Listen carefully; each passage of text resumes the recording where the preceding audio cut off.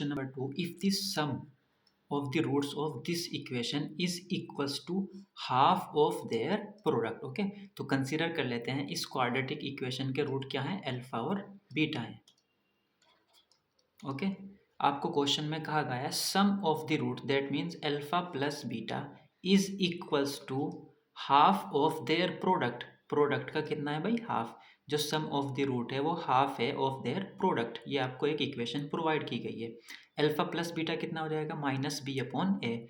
तो by comparison A equals to 1, B equals to negative of k plus 6 और सी equals to 2 into 2 k minus 1। तो alpha plus beta हो जाएगा minus B upon A that means k plus 6 और alpha into beta C upon A that means 2 into 2 k minus 1। Okay, तो alpha plus beta की value आपने substitute की है यहाँ पर और अल्फा इंटू बीटा की वैल्यू यहाँ पे आपने सब्स्टिट्यूट की है। ओके, ये 2 से 2 cancel out, k plus 6 equals to 2 k minus 1। इसको सिंप्लीफाई करेंगे, you got the answer, you got the value k equals to 7। Okay, so option B is the correct answer.